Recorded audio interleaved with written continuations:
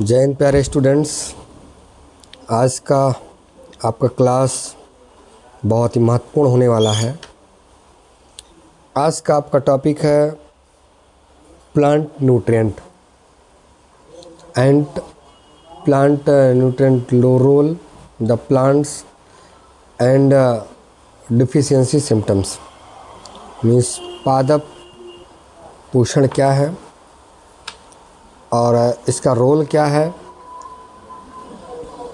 इसका लक्षण क्या है, कमी का लक्षण क्या है, इस चीज़ के बारे में आज हम लोग पूरा पढ़ेंगे। पोषक तत्व कितने प्रकार का होता है, कौन सा बेसिक है, कौन सा प्राइमरी है, कौन सा सेकेंडरी, कौन सा माइक्रो, ये पूरा डिटेल में आज का क्लास होने वाला है। आप सभी स्टूडेंट जल्द से जल्द जुड़ जाइए और अपने प्यारे मित्रों तक ये महत्वपूर्ण वीडियो शेयर करिए। ये सभी सेमेस्टर के छात्रों के लिए उपयोगी क्लास है। सभी छात्र ध्यान से, लगन से आप लोग इस क्लास को अटेंड करिए। देखिए, सबसे पहले हम लोग परिचय देखते हैं कि प्लांट न्यूट्रिएंट का क्या है। तो plant require animal elements found in nature to properly grow and development. जो पादप पोषण होता है वो पौधों को उसके वृद्धि और विकास के लिए सहायक होता है। जो प्लांट का बेसिक स्ट्रक्चर बना होता है, जो किसी पौधे का, मान लीजिए पौधा है, इस पौधे का जो बेसिक स्ट्रक्चर बना होता है वो कार्बन, हाइड्रोजन और ऑक्सीजन से बना होता है। मीन्स तीन ये प्लांट के बेसिक स्ट्रक्चर या बेसिक न्यूट्रिएंट होते हैं। ये बेसिक न्यूट्रिएंट प्लांट के बेसिक स्ट्रक्चर को बनाने के लिए मददगार होते हैं। ये प्लांट को मिलते कैसे हैं?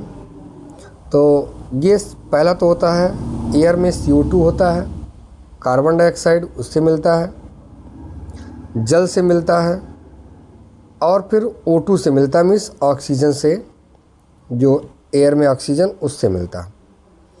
तो प्लांट इसको एब्जॉर्ब कर लेता है और इस प्रकार से ये अपना एक बेसिक भाग बनाने का काम करता है। तो कार्बन, हाइड्रोजन और ऑक्सीजन ये तीन बेसिक न्यूट्रिएंट हैं। लगभग प्लांट का अगर देखें तो 96% भाग इन्हीं तीन चीज़ों से बना होता है। कार्बन, हाइड्रोजन और ऑक्सीजन से ही बना होता है।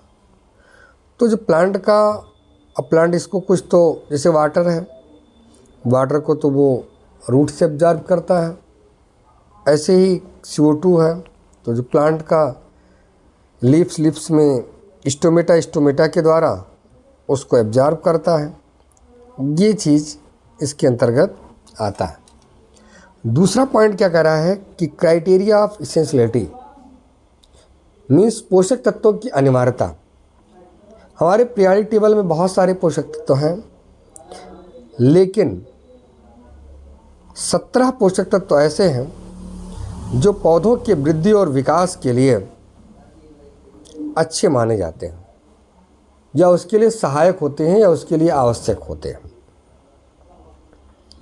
इसी में अर्नान और स्टाउट ने 1939 में उन्होंने एक क्राइटेरिया डेवलप किया कि जो एक 3 क्राइटेरिया को क्रॉस करेगा, जिन पोषक तत्व में 3 क्राइटेरिया होंगे वो प्लांट के लिए इसेंशियल न्यूट्रिएंट होगा।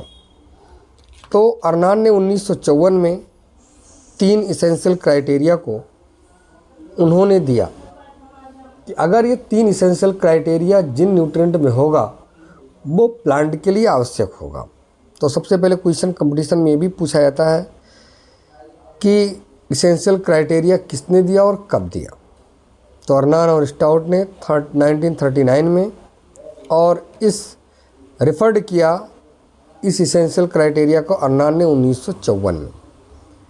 तो पहला इन्होंने कहा कि ये deficiency of an essential nutrient makes be impossible for the plant complete vegetative और reproductive stage of its life cycle. Means अगर इसमें से किसी तत्व की कमी हो जाएगी तो उस तत्व की कमी से पौधा अपना लाइफ साइकिल कंप्लीट नहीं कर पाएगा।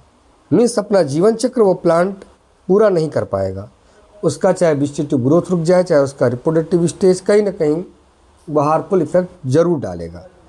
मीन्स वो अपना लाइफ साइकिल कंप्लीट नहीं कर सकता है। पहला तो इसेंशियल क्राइटेरिया इसका ये है।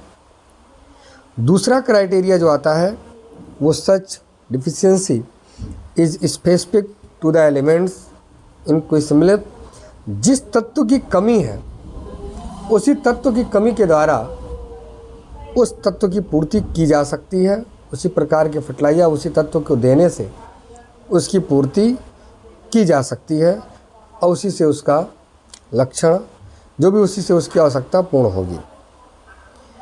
तीसरा होता है कि वह तत्व जो डायरेक्टली इन्वॉल्व होते हैं प्लांट के मेटाबॉलिज्म में। प्लांट के मेटाबॉलिज्म में जो डायरेक्टली इन्वॉल्व होते हैं वो भी आपके इसेंशियल क्राइटेरिया के अंतर्गत आते हैं। तो 3 हो गया। पहला ये हो गया कि पोषक तत्व की कमी से पौधा अपना लाइफ साइकिल कंप्लीट नहीं कर सकता है। तीसरा हो गया उस तत्व की कमी है तो उसी से उसकी पूर्ति की जा सकती है। तीसरा इसका है कि ये डायरेक्टली प्लांट के मेटाबॉलिज्म के लिए भी क्या होता है, सहायक होता है। तो ये 3 इसेंशियल क्राइटेरिया जिन तत्वों में होगा वही इसेंशियल प्लांट न्यूट्रिएंट के रूप में माना जाता है। आगे कहा कि इसेंशियल न्यूट्रिएंट्स कौन कौन से, तो अकॉर्डिंग टू अर्नान एंड स्टाउट तो 17 essential nutrient for the plant. Means plant के लिए आवश्यक अगर देखें तो 17 पोषक तत्व हैं। पहले 16 था, बाद में निकिल 17वें के तौर पर ऐड हुआ है। तो इसेंशियल न्यूट्रिएंट नोन इज 1987 में 17वां पोषक तत्व जो है वो निकिल के रूप में ये ऐड हुआ। Essential nutrient are classified is 2 types. 2 प्रकार से इसको क्लासिफाइड किया गया है। एक होता है मैक्रो न्यूट्रिएंट और एक आपका है माइक्रो न्यूट्रिएंट। 2 रूपों में इसको क्लासिफाइड किया गया है। मैक्रो मतलब दीर्घ, मतलब कि these are absorbed in the large amount from soil and fertilizers. मतलब इसको पौधे को अधिक मात्रा में इसकी आवश्यकता होती है, इसलिए इसको हम मैक्रो MACRO मीन्स दीर्घ पोषक तत्व के नाम से जानते हैं। दूसरा होता है माइक्रो न्यूट्रिएंट, मतलब कि जिसका स्मॉल अमाउंट में प्लांट को आवश्यकता होती है, कम मात्रा में होती है, तो उसको हम माइक्रो न्यूट्रिएंट में सूक्ष्म पोषक तत्व के नाम से जानते हैं। यहाँ पर ये बहुत महत्वपूर्ण चीज़ें अक्सर पूछा भी जाता है। तो इसेंशियल तत्व कितने हो गए, 17। इसमें से मैक्रो MACRO मीन्स मैक्रो में इसमें 2 आ जाता है। इसमें एक प्राइमरी में बेसिक भी ऐड किया है, मीन्स इसमें NPK और इसके साथ अभी आगे बताते हैं, और बेसिक भी इसी में है। 3 बेसिक हो गया, 3 प्राइमरी हो गया। उसके बाद में 3 सेकेंडरी होता है और 8 micro nutrient. 8 micro nutrient means 9 macro और 8 माइक्रो, तो 9 8 17 पोषक तत्व ये सीधा जो प्लांट के लिए आवश्यक होते हैं। आगे देखते हैं बेटा कि इसमें मैक्रो न्यूट्रिएंट में कौन सा आता है। तो these are 9 macro nutrients in required for the growth and development of plants. Means plant के ग्रोथ एंड डेवलपमेंट के लिए कुल मिलाकर के इसमें 9 पोषक तत्वों की आवश्यकता होती है, जिसको 2 भागों में इसको डिवाइड किया गया है। एक प्राइमरी होता है और एक सेकेंडरी होता है। प्राइमरी में भी देखें बेटा तो एक बेसिक होता है। अभी बेसिक के बारे में हम लोग ऊपर थोड़ी सी चर्चा किए थे। इसमें कार्बन, हाइड्रोजन और ऑक्सीजन ये बेसिक न्यूट्रिएंट्स होते हैं जो पौधे के बेसिक स्ट्रक्चर बनाने काम आते हैं और ज़्यादा मात्रा में पौधों को इसकी आवश्यकता होती है। इसके बाद में फिर प्राइमरी होता है जिसमें नाइट्रोजन, फास्फोरस और पोटास इसकी आवश्यकता पौधों को अधिक मात्रा में होता है। दूसरा होता है सेकेंडरी न्यूट्रिएंट। सेकेंडरी मतलब कि जिसका प्राइमरी से कम आवश्यकता होती है वो आपका सेकेंडरी न्यूट्रिएंट के अंतर्गत आता है। सेकेंडरी न्यूट्रिएंट्स में क्या क्या आता है बेटा, कैल्शियम, मैग्नीशियम एंड सल्फर ये सेकेंडरी न्यूट्रिएंट्स के अंतर्गत आता है। कैल्शियम, मैग्नीशियम एंड सल्फर ये सेकेंडरी न्यूट्रिएंट्स के अंतर्गत आता है। इसके बाद में देखें बेटा तो अगला आपका आता है micro nutrient. Macronutrients, these are 8 macronutrients required for the growth and development of plant।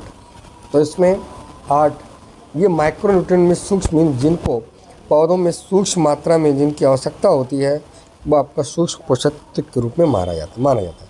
इसमें जैसे बोरान है, अगला है मैग्नीज है, कॉपर है, जिंक है, मोलिब्डेनम है, क्लोरीन है, आयरन है और निकेल है। ये 8 तत्व जो माइक्रो के रूप में आते हैं। तो इस प्रकार से माइक्रो और माइक्रो में सूक्ष्म और दीर्घ मिला करके 17 पोषक तत्व होते हैं जो पौधों के वृद्धि और विकास के लिए सहायक होते हैं। और यहाँ पर एक फिगर के माध्यम से इसमें दर्शाया गया है कि किसकी कहाँ से क्या रोल, और इसमें एक डिफिशियंसी सिम्टम्स आप कह सकते हैं कि थोड़ा सा इसमें शो किया गया है, लेकिन आगे अभी आपको डिफिशियंसी सिम्टम्स के बारे में पूर्णतया बताते हैं। अगला आपका है कि function and deficiency symptoms of nutrient, mean उन पोषक तत्वों का रोल क्या है और उसकी कमी का लक्षण क्या है। यह चीज़ आपको यहाँ पर बड़ा जानने की ज़रूरत है। तो इसमें सबसे पहले आपका आता है नाइट्रोजन जो एक मीन्स आप कह सकते हैं कि प्राइमरी न्यूट्रिएंट का सबसे महत्वपूर्ण तत्व होता है, वो है नाइट्रोजन यह एक नॉन मेटेलिक तत्व भी होता है। इसका अक्रेंस एटमॉस्फेयर या ऑर्गेनिक मैटर वहीं से ये प्राप्त होता है।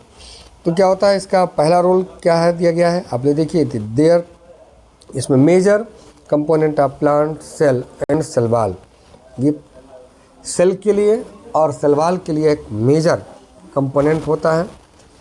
और इसके साथ ये देखेगा नाइट्रोजन यहाँ पर combination with carbon, hydrogen, oxygen, phosphorus और सल्फर इसके साथ भी रहता है।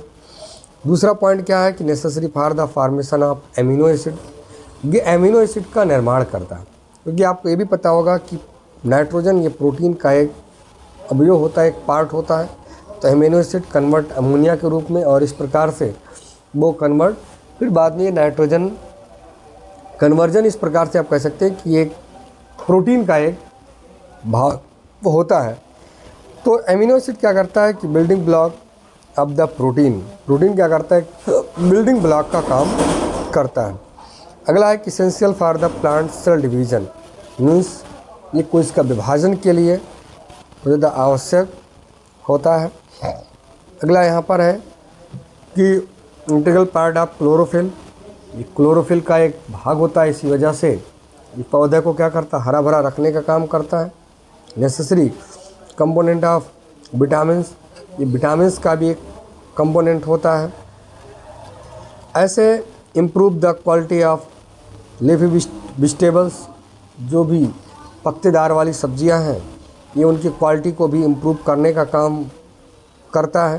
तो इस प्रकार से ये नाइट्रोजन का अलग अलग रोल आपको दिखाया गया है।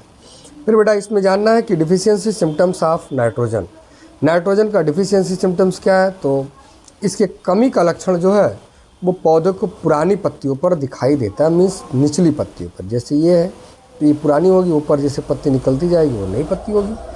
तो जो नीचे की पत्ती होगी, जो पुरानी पत्ती होगी, जो पुरानी पत्तियाँ क्या होगी, पीली कलर की होगी। जो उसकी फर्स्ट लीफ होगी, जो पुरानी ओल्ड लीफ है, जो उसमें येलोइश नज़र आएगा, तो इसका मतलब उसमें नाइट्रोजन की कमी है।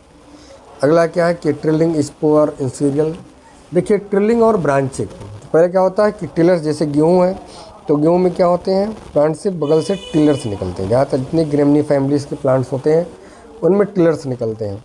तो इसमें क्या होते हैं, टिलर्स कम निकलते हैं, ये चीज़ होता है। और उसके बाद में इन केस ऑफ कैबेज यहाँ पर कि नो फॉर्मेशन ऑफ हेड का फॉर्मेशन ही नहीं होता उसमें। तो इसका B shape of chlorosis in the older leaf में क्या होता है कि बी शेप का एक क्लोरोसिस भी इसमें दिखाई देता है। तो ये क्या है, नाइट्रोजन की डिफिशियंसी सिम्टम्स के रूप में इसको माना जाता है। आगे देखते हैं बेटा फास्फोरस का रोल क्या है। तो great role in energy storage and transfer in the form of ATP and ADP. ये क्या करता है कि एक एनर्जी को ट्रांसफ़र करने का काम करता है। इस फॉर्म में एडीपी और एटीपी के रूप में इसको एक एनर्जी ट्रांसफ़र के रूप में या उसको स्टोरेज करने के लिए इसका एक बहुत महत्वपूर्ण इसका कार्य होता है। उसके बाद essential constituent of nucleic acid या फाइटिन या फास्फोलिपिड्स, ये इसका एक इसेंशियल अवयव भी होता है। न्यूक्लिक एसिड का, चाहे फाइटिन का, चाहे फास्फोलिपिड्स का, यह एक आवश्यक अवयव के रूप में भी होता है। इन्वॉल्व इन फोटोसिंथेसिस, इस प्रकाश संश्लेषण के लिए, श्वसन के लिए, कोशिका विभाजन के लिए, और इस प्रकार से यहाँ पर इसके लिए क्या होता है, ये सहायक होता है। उसके बाद में फिर आपका प्रमोट रिले रूट्स, जो प्लांट रूट्स हैं, जो प्राइमरी रूट्स हैं, उसके वृद्धि के लिए भी यह सहायक होता है। इम्प्रूव द क्वालिटी फ्रूट्स की क्वालिटी को इम्प्रूव करता है। वेजिटेबल के और ग्रेन के, इनके क्वालिटी को इम्प्रूव करने का काम करता है। उसके बाद में सीड फार्मेशन के लिए भी बहुत ज़्यादा इम्पॉर्टेंट होता है, और इस प्रकार से यह फास्फोरस का एक महत्वपूर्ण रोल होता है। फिर देखते हैं कि फास्फोरस का डिफिशियंसी सिम्टम्स क्या है। तो डिफिशियंसी सिम्टम्स इसके भी जितने भी प्राइमरी, चाहे वो NPK, जो भी इनके कमी का लक्षण हमेशा ओल्डर लीफ पे दिखता है। ये ओल्ड लीफ है, ओल्ड लीफ में भी इसकी कमी का लक्षण दिखता है। तो इसका क्या होता है कि कमी का लक्षण पुरानी पत्तियों पर ही दिखाई देता है। तो क्या होता है, पत्तियाँ ये डार्क ग्रीन कलर की हो जाती हैं, या आप कह सकते हैं कि पर्पल कलर की भी पत्तियाँ इसकी हो जाती हैं, मीन्स ब्राउनिंग और रेड पर्पल कलर की पत्तियाँ हो जाती हैं। और इस प्रकार से जो development of lateral bud, suspected जो लैटरल बर्ड होता है, वो भी प्रभावित हो जाता है। ये भी एक लक्षण माना जाता है।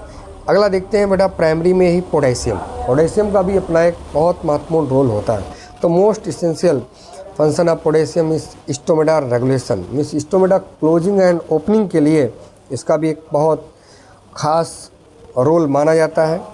Increase the water use efficiency, ये प्लांट का क्या करता है, वाटर यूज इफिशियंसी को बढ़ाने का काम करता है।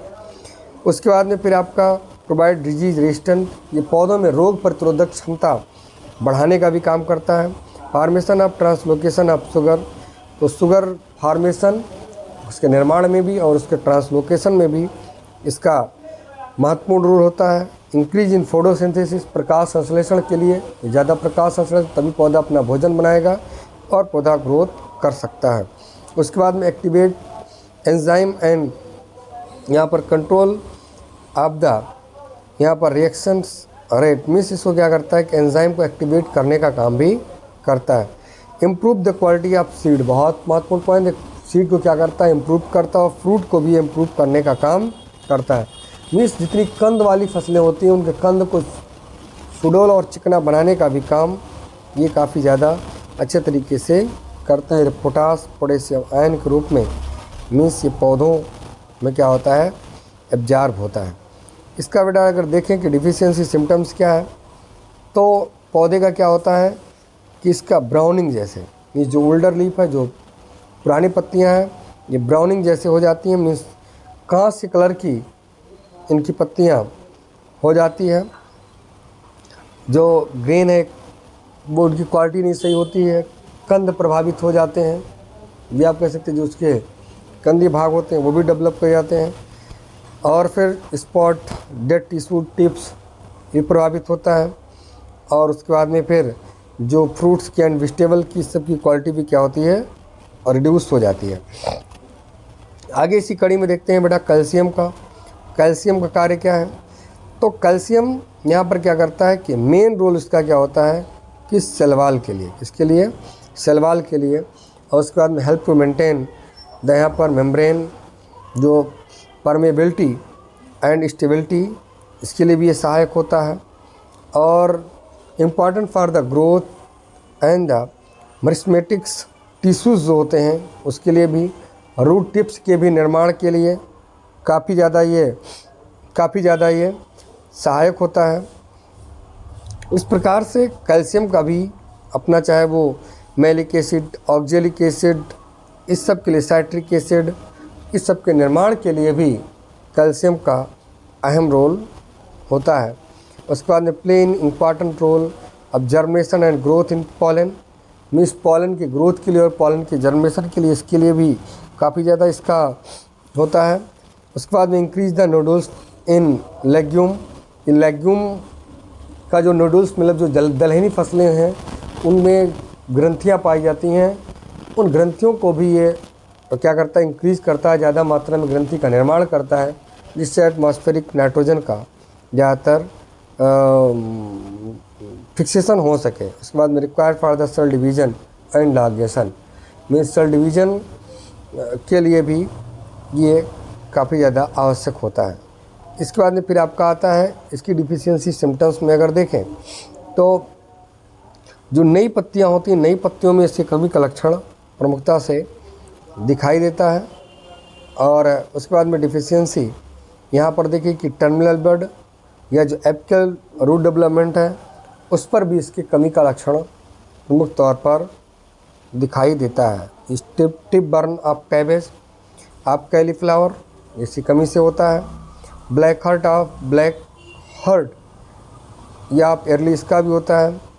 इस प्रकार से बिटर टिप ऑफ एप्पल इसमें भी इसकी डिफिशियंसी सिम्टम्स देखे जाते हैं। जैसे आप ये चीज़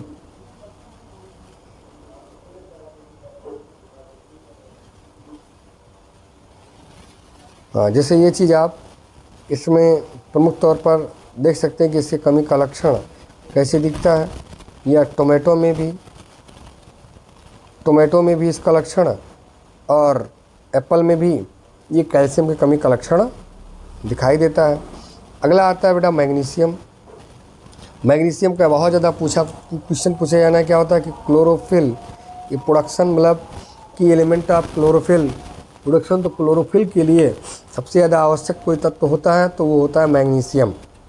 अगला क्या है कि improve the utilization and mobility of phosphorus, ये फास्फोरस की मोबिलिटी को बढ़ाने का काम करता है, उसकी यूटिलाइजेशन को भी काम करता है।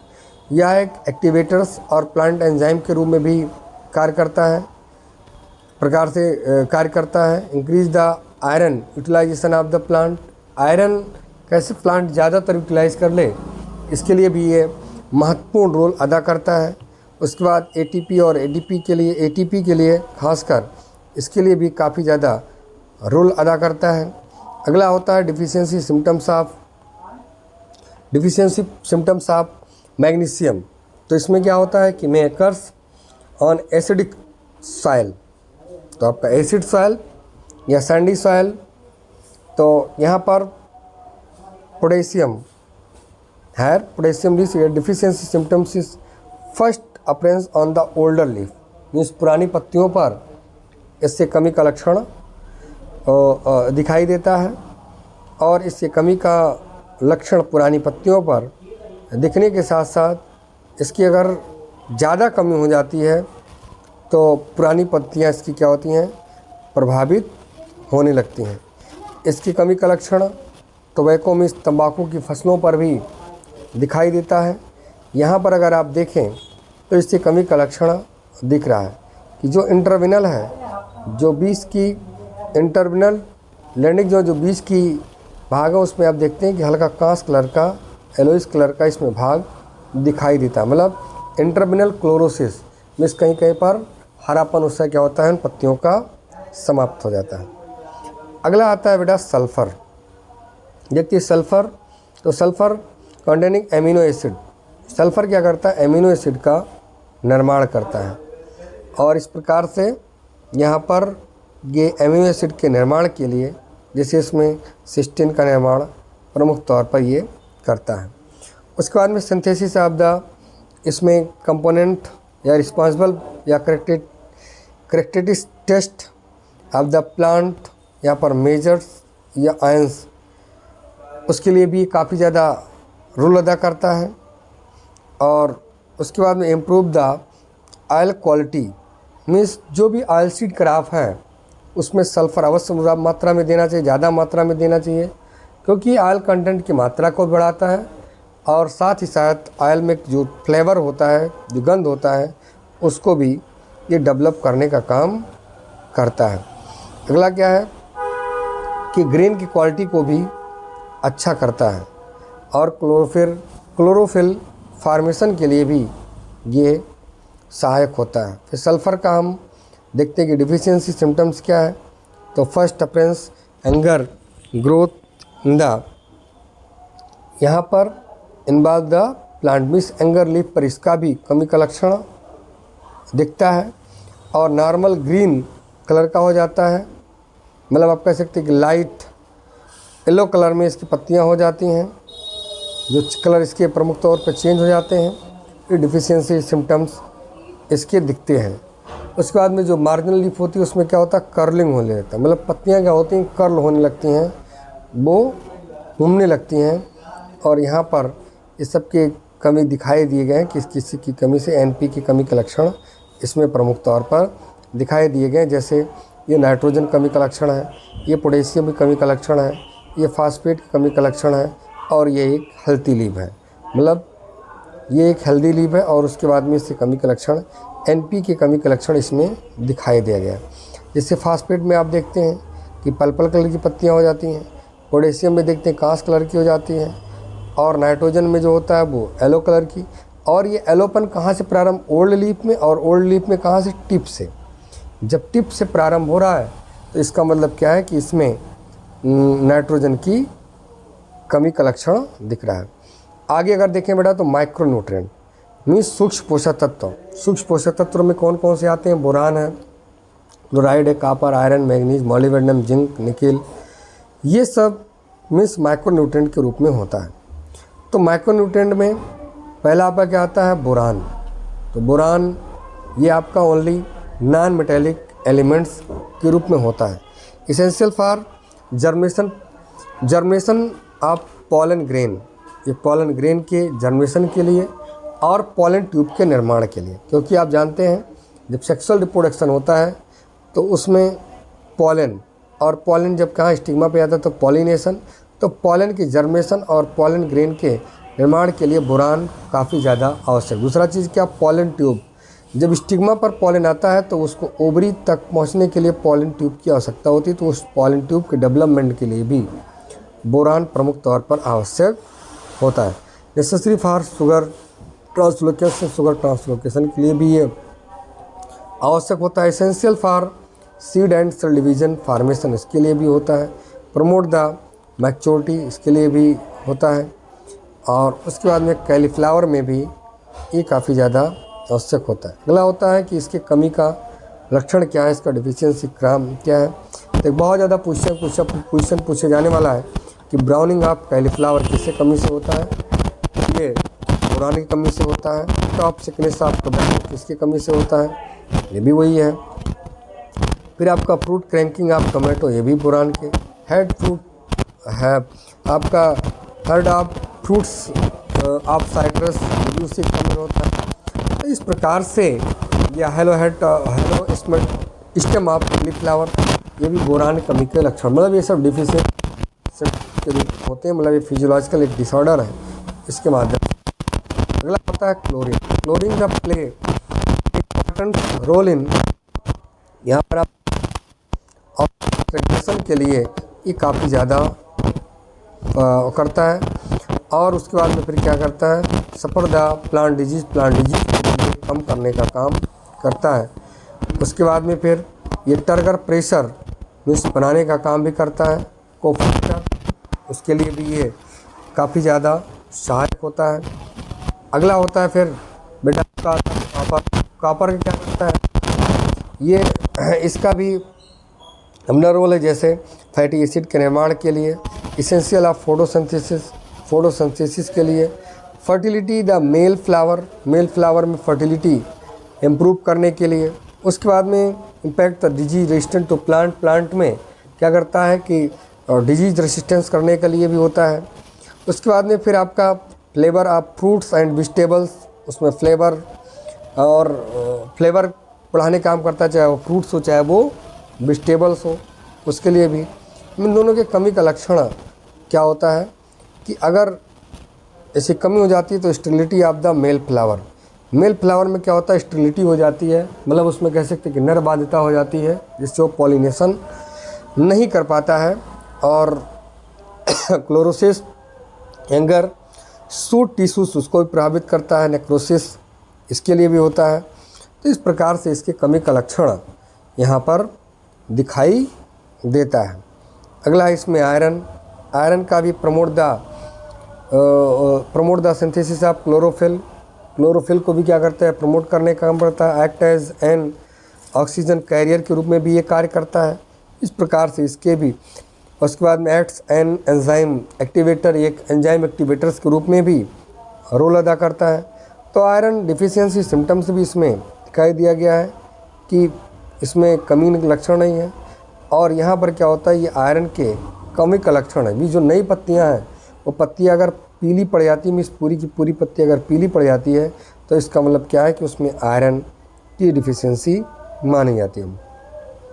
इसका डिफिशियंसी सिम्टम्स क्या है कि कंप्लीट द इंटरमिनल क्लोरोसिस, मीन्स पूरा पत्ती जो होता है वो कंप्लीट इंटरमिनल क्लोरोसिस हो जाता है, जिससे हरापन उन पत्तियों से लगभग समाप्त हो जाता है। ये चीज़ इसमें, या स्क्रोचिंग ऑफ लीफ, मार्जिनल लीफ, इसमें प्रभावित होता है। ग्रोथ ऑफ प्लांट पुअर, पौधे का ग्रोथ अच्छे तरीके से नहीं हो पाता है, ये भी इसका एक लक्षण है।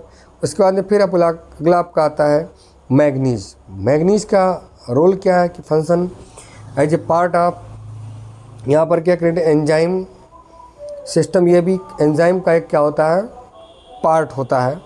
तो ये भी क्लोरोफिल सिंथेसिस के लिए आवश्यक होता है। Increase the availability of phosphorus and carbon, इन दोनों की अवेलेबिलिटी के लिए ये काफ़ी ज़्यादा सहायक होता है।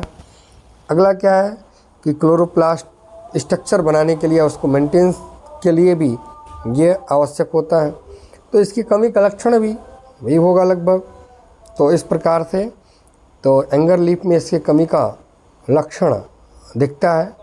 तो यहाँ पर डाइकाट ऑफ प्लांट इंटरमिनल क्लोरोसिस ये भी हो जाता है। मोनोकाट में भी क्या होता है कि प्लांट ग्रीनलेस हो जाता है, मीन्स उसमें पीलापन आ जाता ज़्यादातर।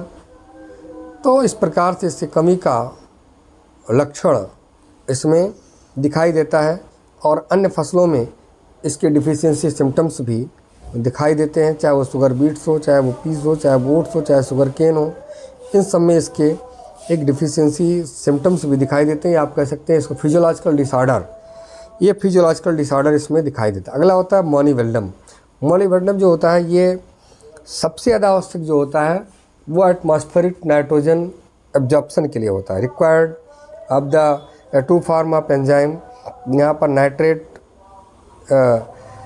स्केलेटेट्स के लिए और अमोनियम ऑफ द प्लांट, इसके लिए भी जो लेग्यूम निडूल्स होते हैं उस निडूल्स के फार्मेशन के लिए और निडूल्स के डेवलपमेंट के लिए, मान लीजिए जड़ है तो जड़ में गांठें पाई जाती हैं, उन गांठों के लिए भी ये काफ़ी ज़्यादा सहायक होता है। फिर फास्फेट क्या करता है कि needed convert inorganic phosphate to organic form में इसको कन्वर्ट करने का काम भी करता है। उसके बाद में मॉलिबेडनम रिक्वायर्ड द स्वीटनेस, यहाँ पर कैरेट उसके लिए भी होता है स्वीट। फिर उसके बाद में हेप्टल एल कैलीफ्लावर, मीन्स इसकी अगर कमी से देखा जाए तो हिप्टल ऑफ कैलीफ्लावर, ये इसकी डिफिशियंसी से बहुत कॉमन डिजीज़ होता है। तो अगर इसमें काफ़ी मात्रा में इसका अगर एक नॉर्मल रेंज है तो इसमें हिप्टल ऑफ कैलीफ्लावर ये डिजीज़ नहीं होगा। अगला होता है जिंक एक प्रकार का अगर आप देखें तो ये एंजाइम के रूप में कार्य करता है। अगर देखें तो एक एंजाइम के रूप में और एक प्लांट हार्मोन्स के रूप में ये कार्य करता है। ये क्या करता है, influence translocation of the transport of the phosphorus, ये क्या करता है कि translocation and transport of the phosphorus, ये फास्फोरस के ट्रांसपोर्टेशन के लिए ये काफ़ी ज़्यादा सहायक होता है। उसके बाद में फिर सिंथेसिस ऑफ ट्राई, यहाँ पर फास्फेट इसके लिए भी होता है। Necessary of chlorophyll production, chlorophyll के लिए भी, सीड फार्मेशन के लिए, इस सब के लिए जिंक और पौधों के वृद्धि विकास के लिए भी जिंक काफ़ी ज़्यादा महत्वपूर्ण रोल अदा करता है। डिफिशियंसी अगर देखें तो आप लोग देखते हैं कि जिंक की डिफिशियंसी से खैरा रोग होता है। किस में होता है, राइस में, मीन्स पैडी के फसल में ये होता है। अगला होता है कि वाइट बड ऑफ मेज, ये भी होता है। लिटिल लीफ ऑफ कॉटन, इस तरीके से इन फसलों में ये एक फिजियोलॉजिकल डिसऑर्डर जो जिंक की कमी से यहाँ पर प्रमुखता से दिखाई देता है। तो ये आप देख सकते हैं कि जिंक की डिफिशियंसी सिम्टम्स क्या है।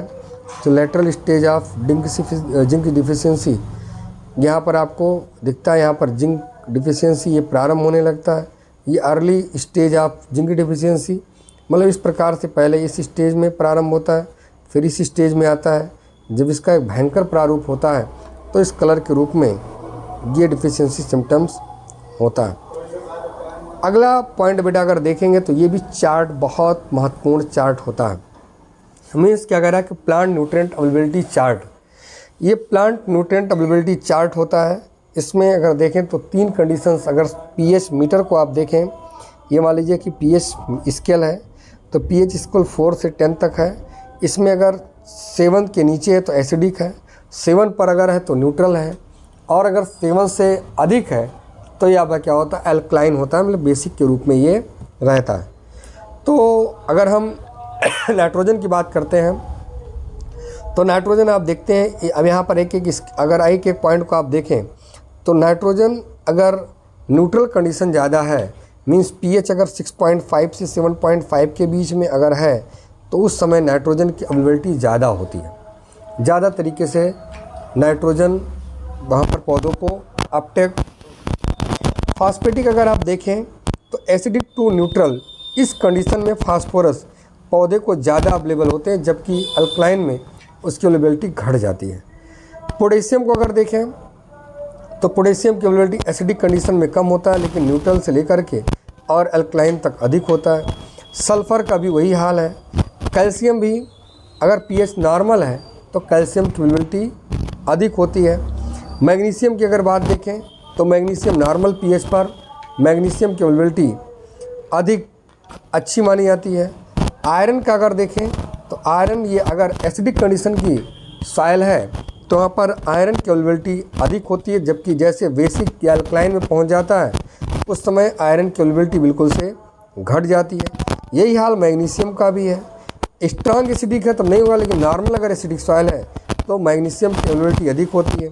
वही हाल बोरान का भी है, ये भी एसिडिक कंडीशन में अवेलेबल। अगला है copper and zinc. Copper and zinc भी ये भी एसिडिक कंडीशन में बहुत अच्छी, एसिडिक टू न्यूट्रल कंडीशन में ये भी काफ़ी अच्छे तरीके से प्लांट को अपटेक होता है। फिर अगर मॉलिबेडनम देखें तो मॉलिबेडनम ये अल्कलाइन कंडीशन में मॉलिबेडनम काफ़ी अच्छी से पौधों को अपटेक हो सकता है। तो ऑप्टिमम रेंज अगर देखें तो 5.5 टू 7.5 के बीच में या 7.5 के रेंज में अगर देखें तो उसमें सबसे ज़्यादा न्यूट्रिएंट की अवेलेबिलिटी ये प्लांट के केस में होता है। ये भी इसके लिए बहुत ही महत्वपूर्ण चीज़ होता है। अगला चीज़ ये है कि प्लांट किस फॉर्म में किस तत्व को लेता है, ये भी एक बहुत महत्वपूर्ण चीज़ होता है कि the table number below list essential element means Uptake from the plant. तो प्लांट में किस तरीके से अपटेक होता है। जैसे पहला कार्बन, तो कार्बन ही क्या होता है, मीन्स CO2 के रूप में या कार्बनिक के रूप में, तो जिसमें कार्बन को ये प्लांट क्या करता है, अपटेक करता है। ऐसे हाइड्रोजन, तो हाइड्रोजन को हाइड्रोजन आयन के रूप में या हाइड्रॉक्सिल एनायन के रूप में।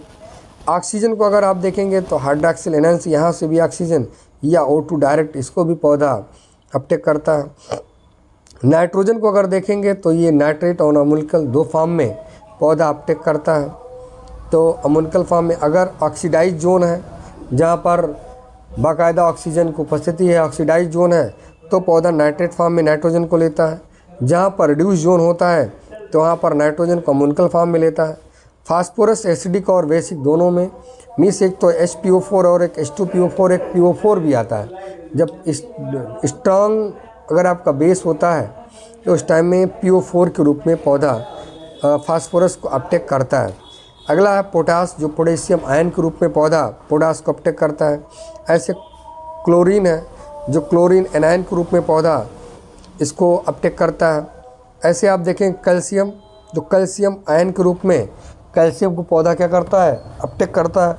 अगला कैसे मैग्नीशियम, जो मैग्नीशियम आयन के रूप में पौधा अपटेक करता है। सल्फर, सल्फेट और सल्फाइड 2 फॉर्म में पौधा सल्फर को अपटेक करता है। ऐसे बोरान, जो बोरेट के रूप में पौधा बोरान को भी अपटेक करता है। मैग्नीज आयन के रूप में लेता है।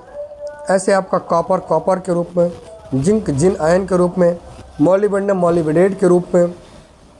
ऐसे आपका आयरन है जो फेरस और फेरिक के रूप में पौधा इसको अपटेक करता है, और निकिल आयन के रूप में पौधा इसको अपटेक करता है। इस तरीके से प्लांट का क्या होता है, अवेलेबल फार्म होता है। इस फार्म में पौधा क्या करता है, न्यूट्रिएंट को अपटेक करने का काम करता है। अगला चीज़ है मैन्योर फर्टिलाइज़र। तो मैन्योर फर्टिलाइज़र ये सब आपको लगभग बता चुके हैं, फर्टिलाइज़र्स के बारे में भी आपको बता चुके हैं। ये इसके लिए एक अलग वीडियो बनाकर डाल दिए हैं जिसमें आप लोग देख सकते हैं। आगे बायो फर्टिलाइज़र्स पे कुछ चीज़ें मैं आपको बता दे रहा हूँ। बायो फर्टिलाइज़र जिसको हम क्या कहते हैं, जैव उर्वरक। जैव उर्वरक क्या है कि जैव उर्वरक का डिफाइंड द यहाँ पर जैव उर्वरक क्या होता है, यह एक जैव उर्वरक ये सूक्ष्म जीवाणुओं का टीका होता है जो क्या करता है कि फास्फोरस को घुलनशील अवस्था में फास्फोरस स्टेबलाइजिंग, नाइट्रोजन फिक्सेसिंग करने के लिए और फास्फोरस एब्जॉर्बर के रूप में, फास्फोरस स्टेबलाइजर के रूप में यह कार्य करता है। Means increase the soil fertility, और इस प्रकार की मृदा की उर्वरा शक्ति को बढ़ाने का काम करता है। यह एक बायोलॉजिकल एक्टिविटीज़ होता है। तो आप देखें तो बायो फर्टिलाइज़र 3 प्रकार का होता है नाइट्रोजन फिक्सिंग बायो फर्टिलाइज़र, एक होता है फास्फेट स्टेबलाइजिंग बायो फर्टिलाइज़र, एक आपका सेलो टाइप या organic matter decomposer bio fertilizers के रूप में इसको माना जाता है। अगर आप यहाँ पर देखें तो बायो फर्टिलाइजर्स के रूप में तो पहला है nitrogen fixing bio fertilizer. Nitrogen fixing bio fertilizers में इसमें पहला आपका आता है लेग्यूम। लेग्यूम के लिए जो यूज़ होता है वो होता है राइजोबियम बायो फर्टिलाइज़र। कौन सा होता है, राइजोबियम। कोई भी अगर लेग्यूम क्रॉप होगा, लेग्यूम प्लांट होगा तो उसके लिए राइजोबियम का उपयोग होता है। नॉन लेग्यूम के लिए एजेक्टोबैटर, एजोस्पाइरलम, बीजीए, एजोला, ये सब नॉन लेग्यूम क्रॉप्स में इसका उपयोग प्रमुख तौर पर होता है। ऐसा होता है फास्फोरस स्टेबलाइजिंग बायो फर्टिलाइज़र, एक होता है फास्फोरस स्टेबलाइजर। इसमें जैसे बैसिलस या पेसिडोमोनास, स्पर्जिलस या फास्फोरस एब्जॉर्बर। फास्फोरस एब्जॉर्बर में बैम आता है, मीन्स वेसिकुलर एब्जॉर्बर माइक्रोराइजा, ये फास्फेटिक के लिए होता है। ऐसे आपका ऑर्गेनिक मैटर डिकम्पोजर में होता है तो एक आपका सेलो टाइप्स सेलो, ये आपका टाइप्स उसमें होता है क्या, जैसे सेलो मोनास, इसका भी अहम रोल होता है। इस प्रकार से ये ऑर्गेनिक मैटर को डिकम्पोजर के रूप में कार्य करते हैं, ऑर्गेनिक मैटर को डिकम्पोज करने का काम करते हैं। तो ये है कि फिर नाइट्रोजनस के लिए किसके लिए कौन कौन सा उपयोग करते हैं, ये आपको अगली क्लास में और डिटेल पर इसके बायो फर्टिलाइज़र में एक पूरा वीडियो बनाकर डाले हैं, उस पर भी जा कर के और आप पूर्ण रूप से इसको देख सकते हैं। धन्यवाद। आप इस वीडियो को देखिए और अपने मित्रों तक इसको शेयर करिए।